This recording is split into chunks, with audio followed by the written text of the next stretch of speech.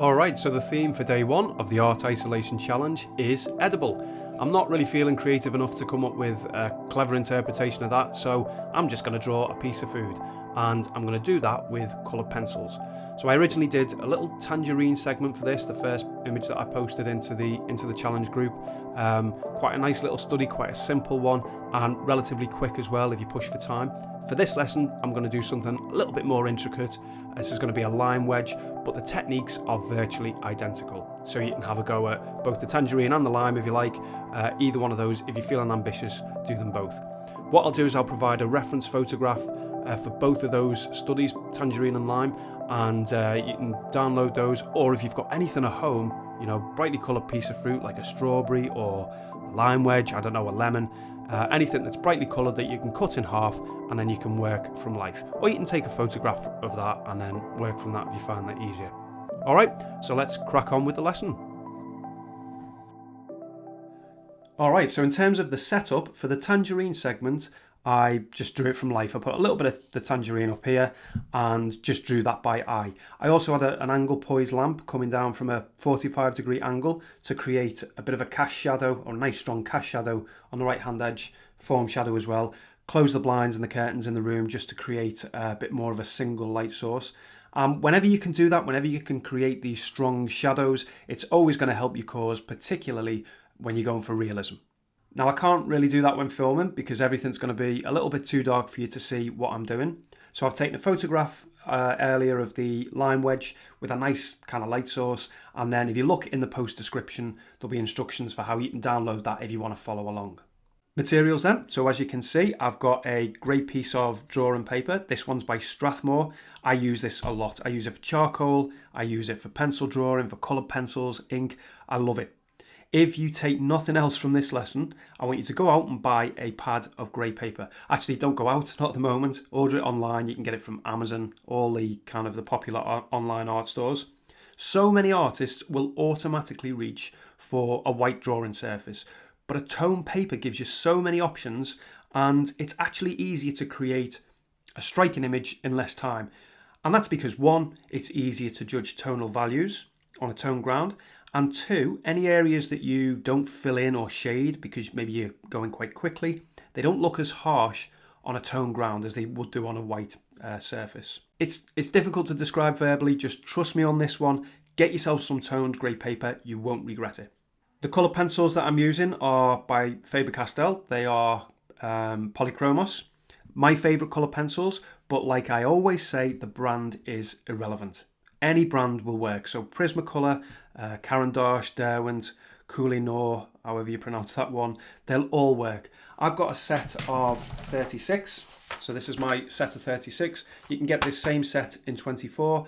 9 times out of 10, I can get all the colours that I need for any particular study from the set of 24. I see some colour pencil artists and they have pots and pots of all kinds of different colours. So they've got a colour-coded pot of yellows, 20 of them, colour-coded pot of greens and reds, hundreds and hundreds of pencils. You simply do not need that. I have yet to come across a study of any complexity that I haven't been able to take on quite successfully with the set of 36. So just, if you're going to go out and get colour pencils, don't go overboard. Set of 24 or 36 is more than adequate for 99% of anything that you'll ever want to draw. I've also got a kneadable eraser. You'll see what we use that for later. And I've got this mechanical pencil sharpener. This is one of my best friends. So this is by Swordfish. Really good make. Not obviously a lot more expensive than a little handheld pencil sharpener, but if you do a lot of work with pencil drawing and sketching and colour pencils, one of these will become your best friend, I promise you. Stay away from the electric sharpeners, you know, unless you want to be changing your sets of pencils every week. They just burn through the pencils far too quickly. Colour selection. So one of the first things that I do, even now, is to pick out the colours that I think I'll need for whatever it is that I'm going to draw, and then I put the rest of them out of sight. Why do I do this? The fewer colour choices that you have, the less that you're going to get distracted by those choices. I know it's kind of logical to think that colour choice and accurate colour match colour selection is really important for realism, but it isn't. At least not as important as you probably think. So what I'm going to do now is I'm going to pick out a handful, a real limited selection of colours for this particular study. And I'm just going to take you through that process that I go through.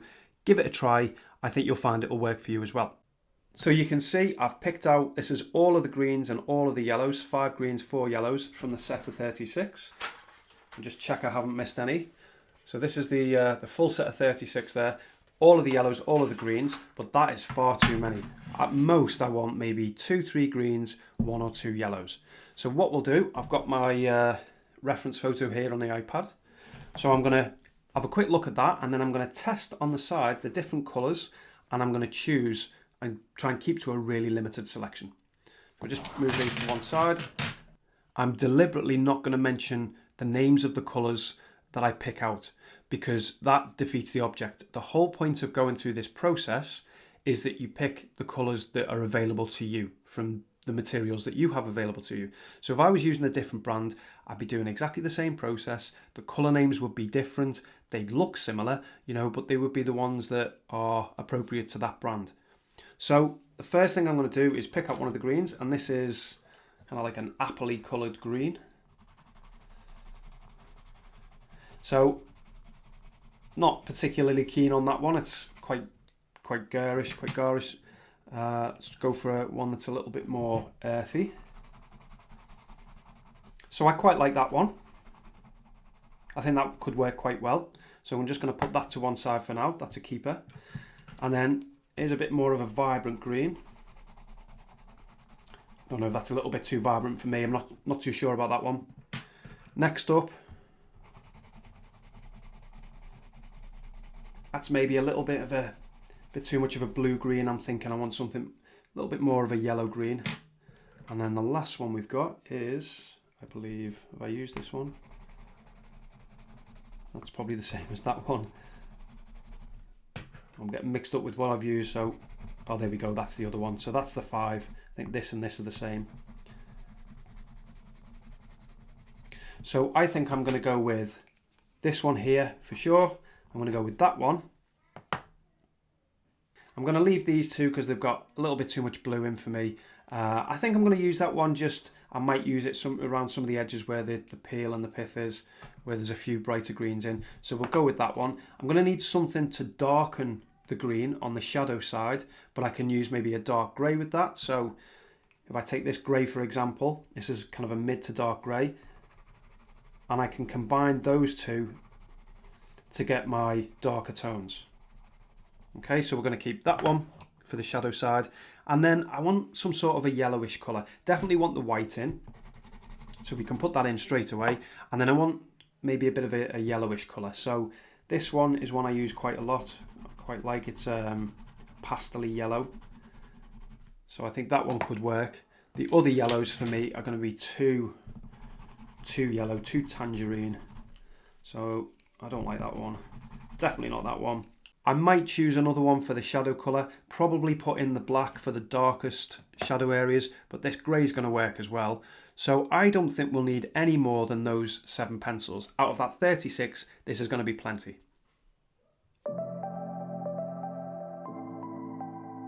So let's move on to the initial drawing.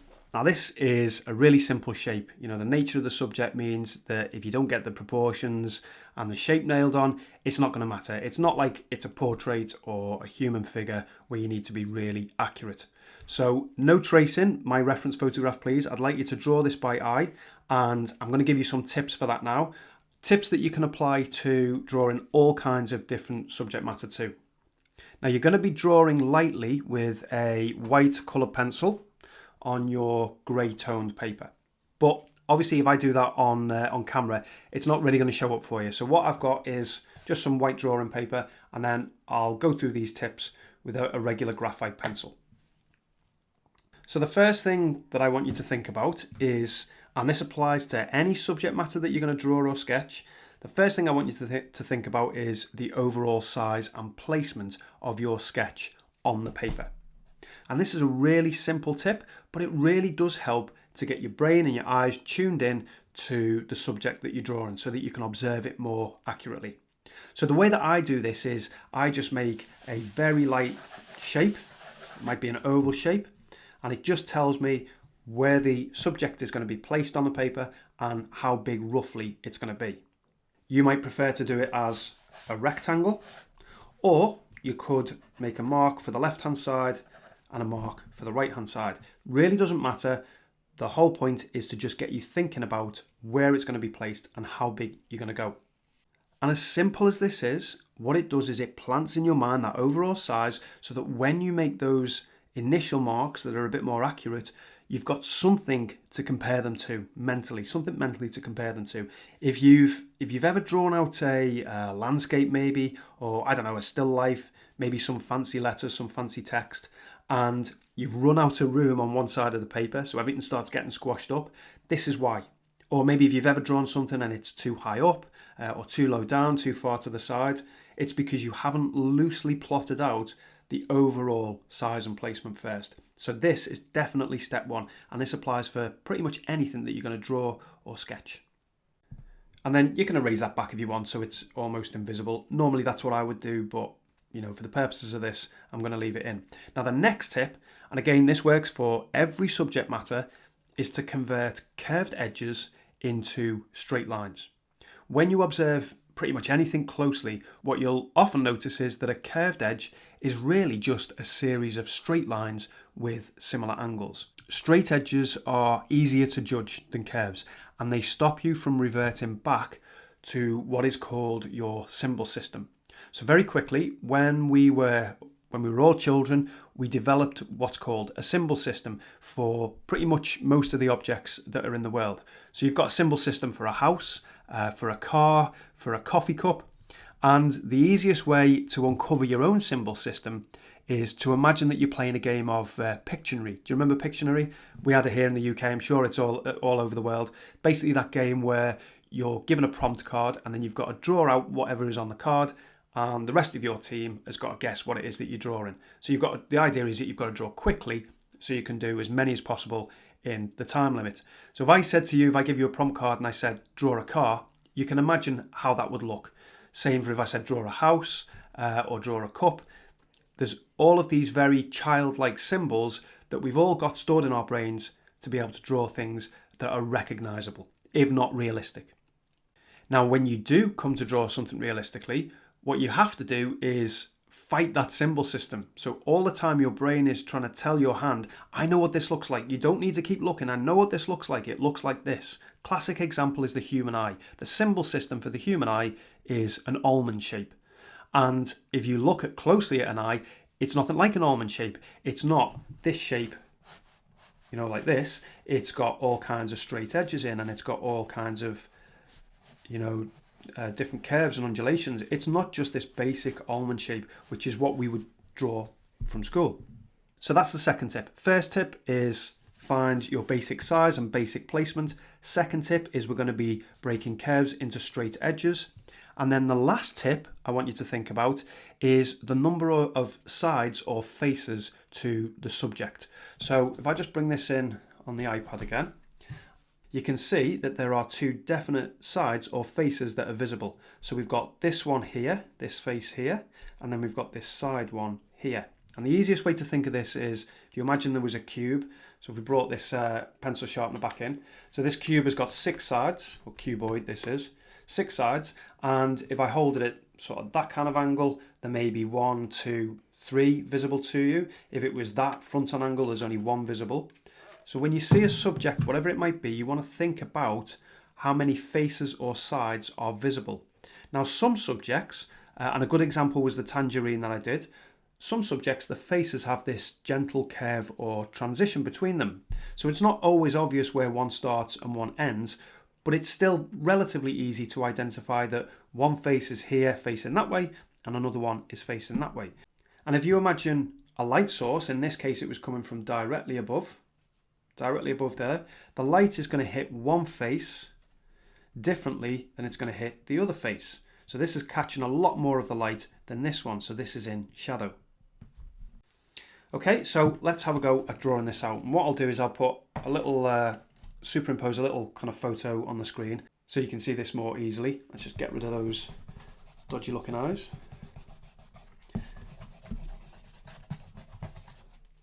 Okay, so The first thing I'm going to look at is this nice straight line for the bottom of the line. And another little quick tip is to overextend your line. So even though I'm thinking I'm going to be drawing it this big, I'm going to overextend that line, and that just helps me to kind of make a better estimation of lengths and sizes, and you'll see that as we go along. And then I can also put in a straight line. You can see that on the top of the line as well.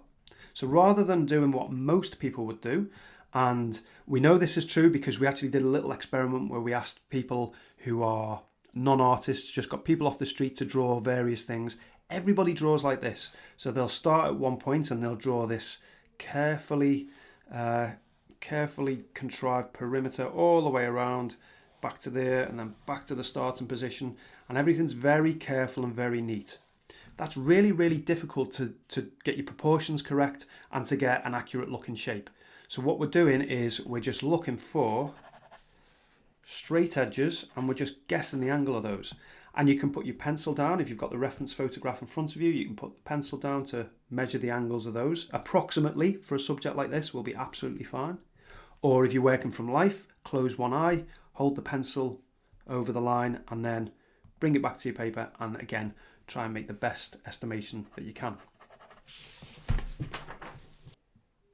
Okay, and then we've got another angle here, so I can measure that. My iPad is just out of shot for you there, so I'm just looking at that angle, and then I'm bringing that one down there.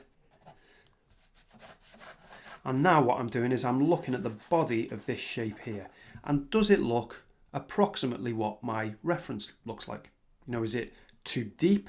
Is it too thin and too narrow? If it's too deep and it needs to be a little bit shallower, I can just take the bottom edge up a little bit. But I'd say that's not too far off. And then for this side here, so what I'm doing is, again, I'm just looking at an angle there. I'm not worried about where it starts and ends for now. I'm just looking at, is the angle vertical? No, it's not. It's off the vertical. And I'd say it's actually probably a little bit more like that. And then this bottom edge angle here, let me measure that with my pencil. And it's going to be something like this, maybe a little bit higher up than that. And then I've got another series of straight edges here. We can take that one down to there.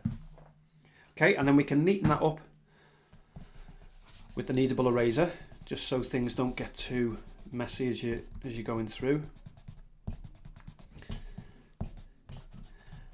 And while that doesn't look particularly organic as a shape, it looks quite man-made, doesn't it? It's lots of sharp, hard edges.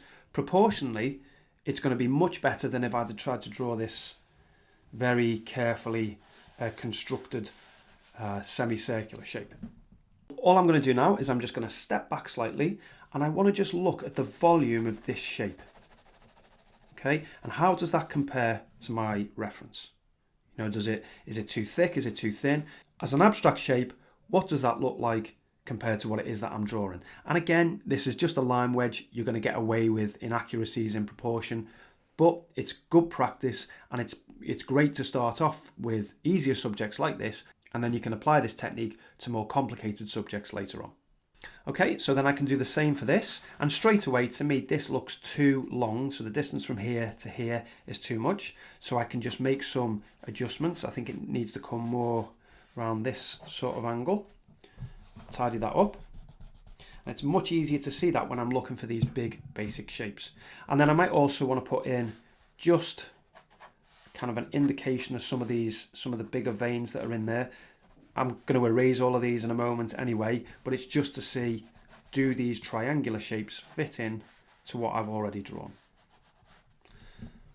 Okay, and then again, I would probably erase that back a little bit if I was doing this as a finished drawing, but I'll leave those in place. And then what I'm going to do is now just start refining these lines, maybe soften some of these really harsh straight edges, although there are still some in there. You know, this is quite an obvious straight edge up at the top.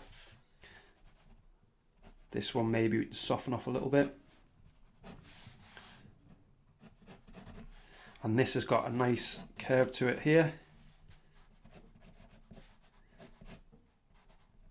And then look, even at this bit here, I'm still wanting to do this as straight edges. So much easier for me to now look at the undulations within this bottom edge and get the distances between the various undulations correct, because I've got the overall proportions correct. That's so much easier than starting here and drawing up and then drawing down and I've got to go up a bit, and that what you end up with is something that is just completely out of proportion.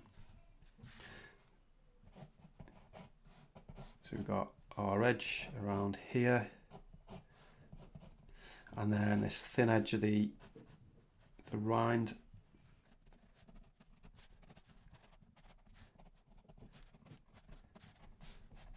And then we'd have, obviously the shadow will be under here. So hopefully you get the idea. I definitely want you to have a go at drawing this out from scratch by eye. Please don't trace, please give it a go. You know, ultimately if you struggle with it, it's entirely up to you what you want to do. It's about enjoying the process, but give it a go. Start with those straight edges and or start with that big overall placement, convert the curves into straight edges, and think about, in this case, the two different sides or facets and how one is going to be significantly darker than the other. There's my line wedge then, drawn onto the grey paper with a white coloured pencil. Really light pressure, okay? This is key. You don't want to use heavy pressure. That's probably not very clear to you on camera. It's going to be perfectly visible to your own eye when you're working on your own paper. And the reason for that is going to become very apparent in the next few minutes. So the golden rule is, the more pressure you apply with your pencils, the less opportunity you've got to mix and blend colours on top of that colour. So in the early stages of your coloured pencil drawing, you need to use relatively light pressure, okay? No more pressure than you would apply, say, squeezing a tube of toothpaste. And then as you get towards the end stages of the drawing and you want to commit colours, so you know you're not going to have any colours on top of it, you're happy with the colour, you're happy with the amount of tone and value, which are things that we'll talk about as we go through, that's when you start to apply as much pressure as possible and you start to what's called burnish the coloured pencils together. But you only do that when you are committed to a colour and you know you don't want anything over the top. So I'm not sure how well this is showing up for you, but what I've done is I've just marked out the major kind of veins on within the flesh of the line wedge, and that just means that when I go in with the first colour, and I'm going to go with this green here, I can add some colour within that shape. So I can just reserve a little bit of space in between each segment, rather than just going over the whole thing. So what we'll do is we'll speed little bits up of this where it's just basically repetition.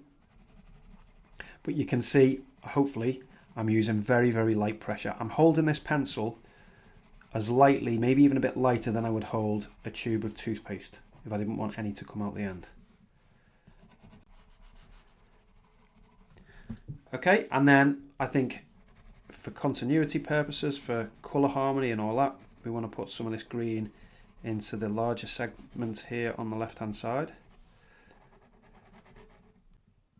I've just realised one of the things I forgot to mention in the materials, little materials section that we did, is that I very often use a white pen, so with coloured pencils. This is by Sakura, it's called a white jelly roll pen, and it's just for the highlights at the very end, because it can be quite difficult to get a really bright pure white with the coloured pencil on the grey tone paper. So I find adding a little bit of these white highlights right at the very end just helps to lift things. But what I also want to do, pretty much from the start, I probably could have done it before I laid this down, is apply some of the white coloured pencil as firmly as possible to the brightest white highlights, because I know there's not going to be any colour going over the top of them. So where you see that, if you've put a little bit of colour down in these early stages, you can just lift that out with the kneadable eraser. So just a few little dots here and there. You don't need to go overboard. If you need to lift any at the end, we'll use that white pen. And all I'm going to do is much pressure as possible, really digging the pencil in, because I know there's not going to be anything going over the top of them. I'm just going to put in one or two of these bright white highlights. I've got a couple here, I've got a few kind of little dots of ones around here. There's maybe one That's quite a light area there. Okay, so now what I can do with the yellow pencil, because I can see some yellow tones in there, similar sort of pressure, and I'm just going to go over what I've already done. I'm going to try and avoid the white highlights, but it shouldn't put too much colour over the top if I do go on them. These veins, by the way, look, they're only quite thin and they're not a bright white, are they? If you compare them to the highlights, they're quite a subtle pale green colour. So we're going to have to make those a lot more refined, thin them down quite a lot, and add some colour over the top. But for now, all I'm doing is just getting some initial layers of colour in there. So this is a bit more yellowy here, and anywhere that I see the flesh is more of a yellow tone, I'll just increase the pressure slightly. So this area here is a bit greener, isn't it? There's a bit more green in there, but this area is more yellow. This area is kind of a yellowy, greeny white. It's quite a pale, one of the palest areas. So I can use a little bit more pressure around there. And this is all I'm doing, is I'm varying the pressure based on how much of this colour I think is in that particular area. If there's more of this colour in, I'll use a little bit more pressure. And it's a little bit more pressure, it's not lots of pressure. And if it's less, I'll take the pressure off. Now this rind here is a mixture of, it's not pure white, it's a mixture of white, maybe a little bit of yellow, a very pale green. So I'll just put a very light, thin touch of yellow on there. I can maybe do that over the veins as well. And then I'm going to get the white. And because I'm not sure yet, I'm not going to go in with all full pressure. Little circular movements as well, I find helps in terms of the control. And now I'm going to go back in with this original green, and I'm just going to start neatening up some of the segments. So I want to really kind of thin these veins down so that they're only quite subtle. In some places like here, the vein almost goes completely missing, doesn't it? So I want to really tone that back. Okay, so there's nothing special about that, is there? Nothing difficult at all. What I want to do is just get rid of this white bottom edge that I put in for the initial drawing. And with this light green, in fact, I'm going to use the yellow first because it does get quite light round there. I'm just going to start drawing in some of these undulations. Alright, so let's start committing a little bit more colour to this now. I've got what I feel is a nice base colour down, a nice base layer, and there's still plenty of the paper surface showing through, which is good because it's that paper surface that grabs onto the pigment, so it allows us to apply more layers and more colours. Now I want to start committing a little bit more colour to this. So I'm increasing the pressure, and we've got these small circular movements. I'm going to create a sharper hard edge around the outside, so just finding a little point on the pencil from where I'm using it in this fashion. It creates a point right on the very tip, so I can then turn the pencil around and just use the point of the pencil there to create a nice sharp edge.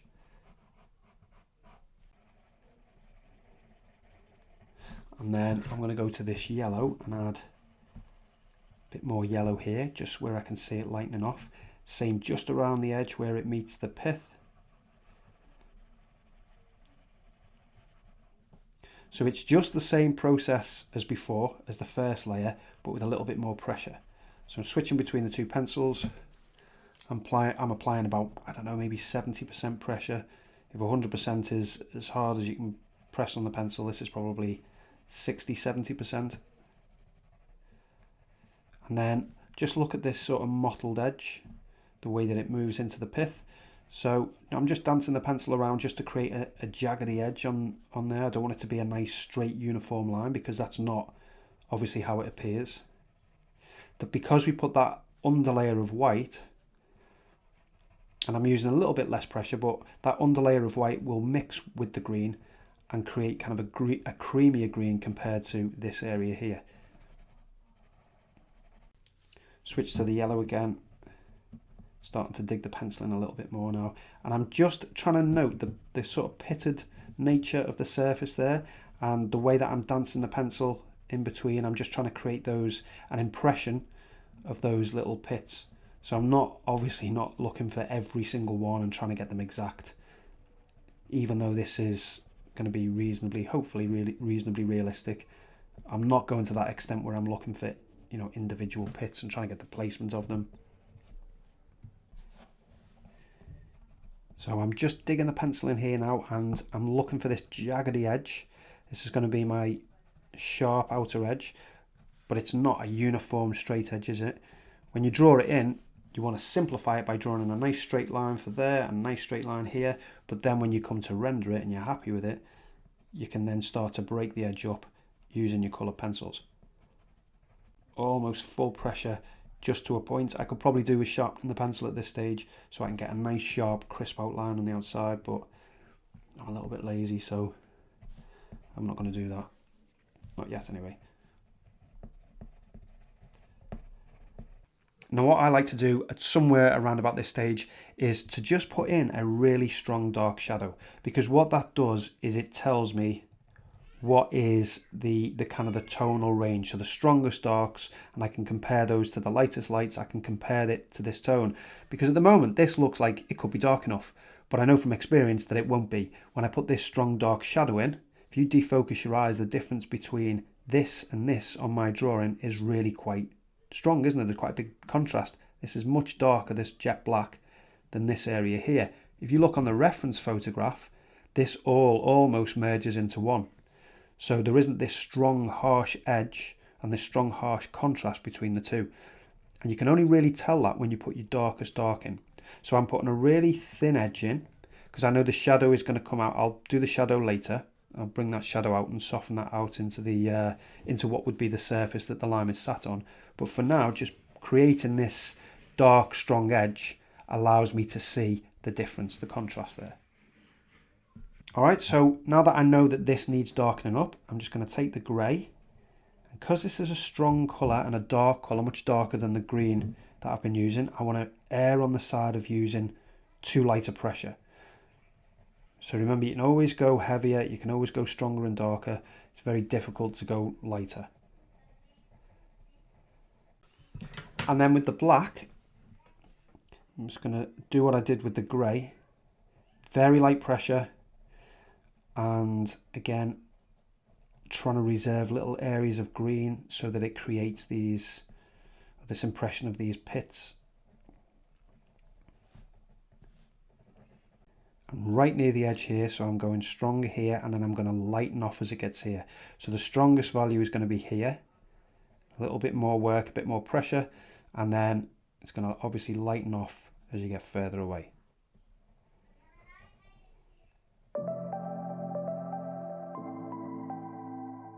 So now that I've done a bit more work on this side, we can start to bring up this edge, this face, to the same sort of level. Now there's obviously more complexity in this side, so within each of these segments, and I'm going to take it one segment at a time, you've got areas that are slightly darker, slightly stronger, and then areas that are slightly lighter. So what I'm going to try and do is look for those different areas within that, and I'm not going to be, dead exact and dead precise. It's more just an interpretation of what is there.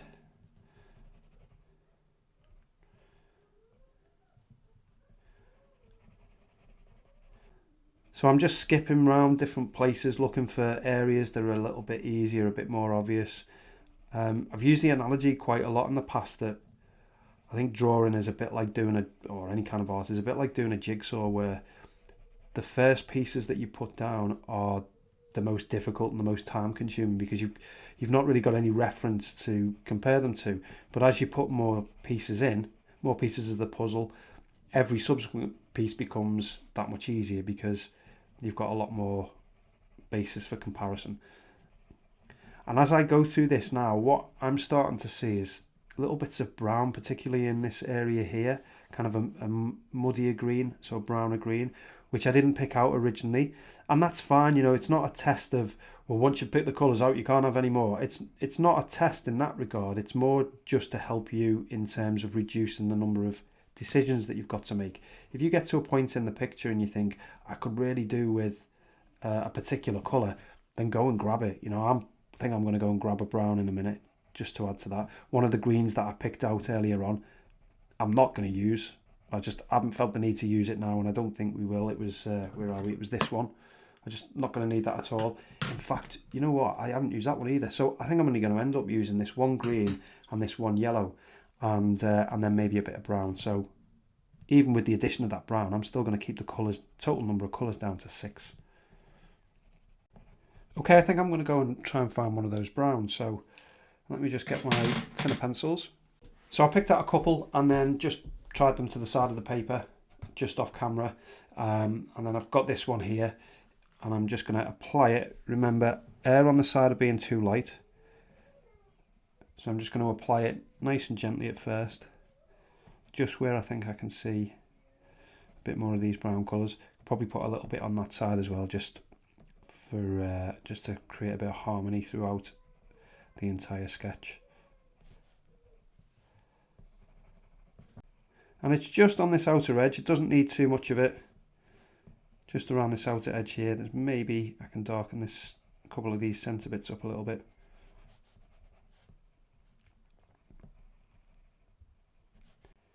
So there's quite light pressure as well. Because it's a darker colour, it will go over the green. And if I go too dark and it ends up being too brown, then I'm not going to be able to refine that by going over the green again. But as long as I use light enough pressure, I'm going to be able to blend this in. So I get rid of the texture of the pencil, blend it in with the green back over the top. Okay, and then it's just a case now of carrying on and refining shapes, just adding a bit more layers, getting rid of more and more of the paper texture and the paper surface. But the key to it is, and I can't stress this enough, the key to it is not to just get impatient and go in with lots of pressure, because as soon as you do that, what you do is you flatten the paper surface, the tooth of the paper, and you can't add anything over the top, and you'll just end up with, you know, rather than these nice subtle layers showing through, you end up with this one very flat, very dull colour, which is what you want to avoid. So be patient, just build up the layers gently with layers of pressure, and it will all start to come together. So I'm just going to carry on like this, maybe speed it up a little bit just so you can see what I'm doing. But there's not really anything I can tell you now other than just to carry on in this sort of fashion.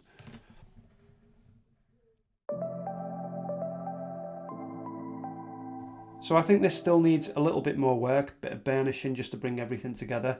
But I think it's time now, a good time to put the shadow in. So for that, I'm going to use a grey.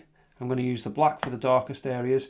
If you look closely at the reference, you'll also see that the colour, as is often the case with anything, the colour of the actual object is reflected into the shadow.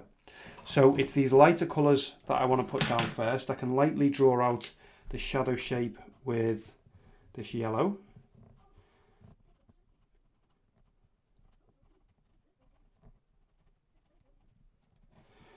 And then I can definitely see reflected colour around here. It's a lot lighter, the shadow here.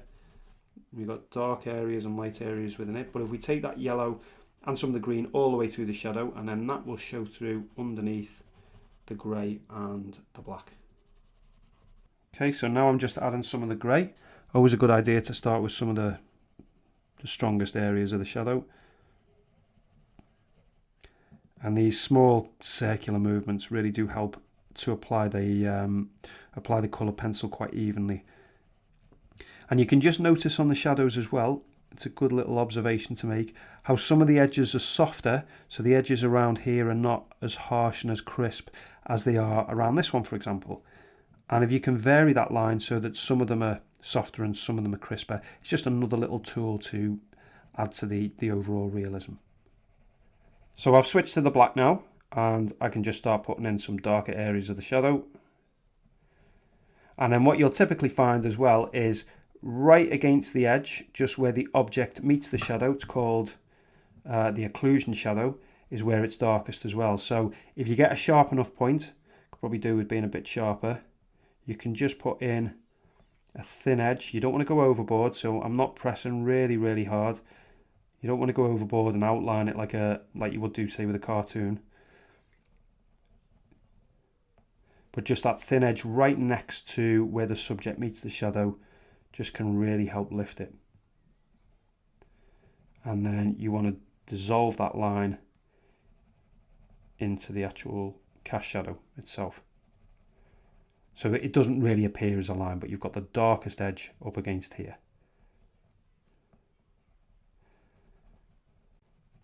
So lots of pressure here in that area. I think that's really quite dark. I'm going to put a little bit more colour in that, I think. Go over back with the green and the yellow. And then just look how dark this bottom edge is here. So I'm going to really dig the pencil in. Little backwards and forwards movement so I can get that jaggedy edge. And then I want to soften that line off.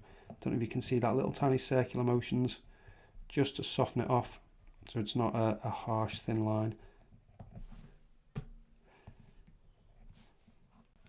So I've just continued using the green and the yellow, the white, a little bit of the brown as well, just around this outer edge, just to burnish things together a little bit more. So using more and more pressure. In a lot of places I've got to use lots and lots of pressure just to get anything to show up. Putting this shadow in does allow you to see these tones and values more easily. What I can see very clearly now is that this side is not dark enough. So let's just do a little bit more work on that.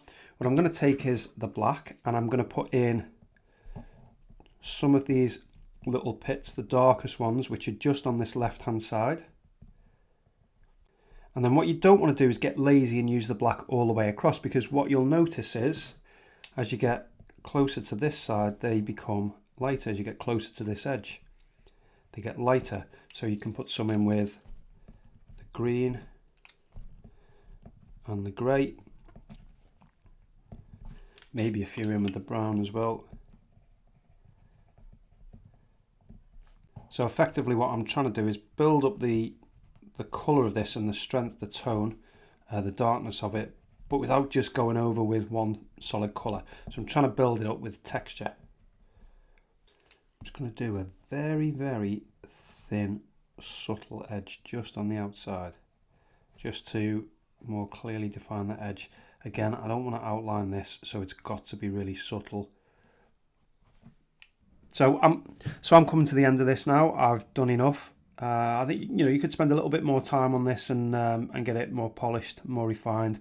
The bigger you go, by the way, with the study, obviously the longer it's going to take, but the more opportunity for real strong realism you've got. I am going to just add a few little white highlights with the Jelly Roll pen, just to see. I don't know whether it needs it or not, but just to see if it adds anything. Typically, when you're doing anything with a kind of a juicy, wet texture, those real bright highlights will help to lift it and to give it that impression of, in this case, juicy piece of fruit. So the key to it is when you're adding them, not to go overboard. So you're not going to do it for every single highlight. You want a mixture of highlights that are very bright white and some that are slightly off-white. And also when you do apply the white pen, just apply it to the very center of the highlight shape. So you don't want to colour in the entire highlight. It might only be a little dot right in the middle, just to kind of lift it rather than blocking a whole highlight shape in.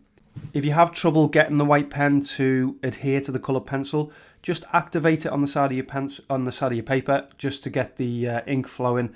And I find if you dab the pen as opposed to trying to kind of scratch it on, just little dab movements, that helps the ink to flow as well. So I hope you've enjoyed that one. I hope you have a go. If you do, put it in the Facebook group, tag me in it. I'd love to see your attempts. If you don't have a go with the lime, definitely have a go with the tangerine segment, because that's quite quick. I'd say it's a bit easier than this one as well. Or any kind of bright vibrant fruit. So, maybe a lemon wedge or a strawberry or something like that, kiwi fruit. And yes, tag me in the comments. I definitely would love to see those. I'm going to go and do a video lesson now for the second subject that I did, which was a tortoise on a coloured ground with charcoal and sanguine. So have a look out for that one in the next few days. And until then, stay well, and I'll see you soon.